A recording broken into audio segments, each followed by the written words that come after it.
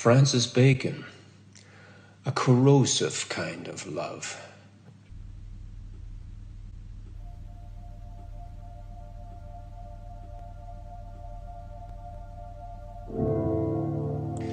It was a magic summer night when Peter smashed my face and threw me through the window of our small apartment on Belleville Road. The moon was full and the stars were shining bright as I violently crashed into the concrete patch in the communal garden.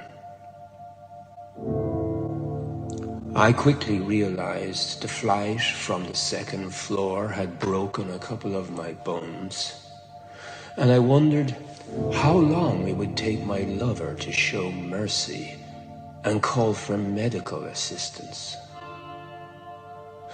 I tasted blood in my mouth, and the crushing pain in my body made any kind of movement a sheer impossibility. I lay there paralyzed like that and peacefully watched the sky. I was smiling. I could barely believe my luck. After years of incessant defeats, I at last had succeeded at reaching my aim. I had broken down the wall. Finally, I had found a secret entry. I had won against all the odds, as I had evoked raw emotions in this effectively comatose man. Suddenly now, everything felt possible. Nothing was out of reach. Love was no longer a painful longing, for love was now finally a broken jaw. Perhaps I should contextualize this. When I met Peter first, he came across as largely dead inside. As I looked into his vacant eyes, I felt instantly at home. I found myself on familiar territory, and intuitively I knew his intrapsychic structure was but a replica of the man who had raised me, crucified me, and later cast me out. The reappearance then of my old assassin, but this time in the form of a perfectly crafted face and a voice that made me shiver. Oh yes, Peter's icy words stabbed me with their clinical precision, and I knew straight away I was destined to keep coming back for more. On that very first night, I realized how sterile my life was before I met him, and how different everything was set out to be from that very moment on. It felt as if I'd been sleepwalking through my existence, and had been then abruptly and so unexpectedly brought to life. All of a sudden, I was faced with my dreams and terrors compressed into one man. And I'd no doubt there was only one way to go from here. Now I had a mission. It was my destiny to wake him. The first few years of our liaison were a period rich in disasters. For Peter, you see, love was a wholly alien territory, so our saga promised to be painful from the start. As I eagerly embarked on building our troubled paradise, I quickly learned that Peter did not have the faintest idea as of how to function in a diet. The crimes of indifference felt excruciating. No matter what I did, I kept crashing into brick walls. I just could not find a way to break in. Peter's stubbornness was prolific, and his otherworldly detachment was beyond belief.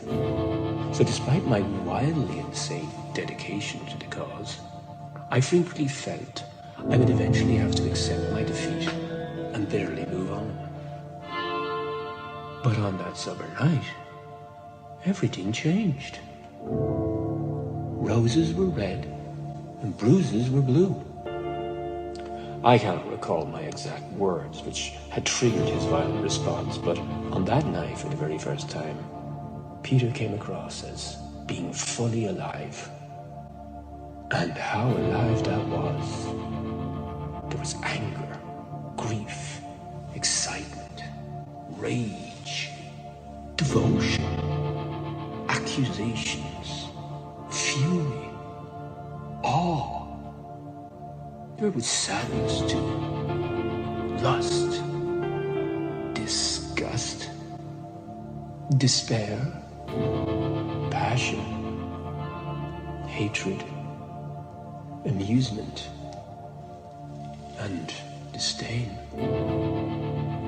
There were desires and tears, pleasure and pain, empathy and cruelty, terrors and shame. A tornado of emotions and sensations, and every single one of them was exhibited only for me on that sublime night when everything fell into place. To maintain love, it is vital to cultivate delusions. I had already gained comprehensive experience in that domain, so it did not require much effort from my side to reframe what was happening and turn frightening horror into hypnotizing beauty. Peter was functionally insane as it was, so delusions came to him naturally. Our love became an obsession, and our obsession became a disease. Peter gradually grew attentive to my needs. When the world became a bit much for me, and I needed to retreat, he offered to me safely quarantined. He chained me to the wall and kept me focused on my art, and although in his violent fits, he indeed destroyed most of my paintings, this only served to free me of substandard art and allowed me to strive for something slightly closer to perfection. I can't emphasize enough how selective his demolishment was. People later said he destroyed masterpieces, but in reality, he only ever targeted mediocrity. With his pale fists, Peter wrote poetry on my face. I thrived on his cruelty because I remained conscious of how challenging it was to move him to that point. I never forgot the wounding alternative of our early days, but with time, our relationships evolved, and after initial hurdles, we slowly created and learned to inhabit our complicated idyll. The days of vodka, quarrels and open wounds, striking promises and misplaced hopes, crushing betrayals and bleeding wrists, dreadful terrors of awareness we would one day cease to be. Grand guignol in our bedroom, playing nightly with matinees every other day. My bruises were my trophies. My body became a blue and yellow rainbow, a written testament to Peter's corrosive love. The havoc he funneled into my life was both torturous and invigorating. He simultaneously narrowed and expanded my world, and having subconsciously known our arrangement was unsustainable in the long run, I constantly dreaded the thought of having to face life when he would be no more than an echo from a distant past. Peter's pancreas eventually exploded. He died on a spring night alone in Tangier. And every single painting I created since that day has just been an attempt to exorcise the sense of loss he left me with. I tried my best to distance myself from my dead lover, but he was set to remain carved into my heart for a long time to come. The disaster with Peter was by far the most wounding experience of my life. He was a negative, total, an electrical shock, an assault upon my nervous system, an infected scar that kept persisting through time.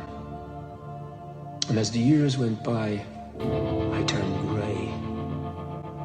The world stayed black. Visceral agony subsided. Nostalgia remained. And every year, when spring arrived, I began to feel restless, and I completely lost my focus, aimlessly wandering through cities, frantically searching for something or someone to fill the gap. Nothing ever worked.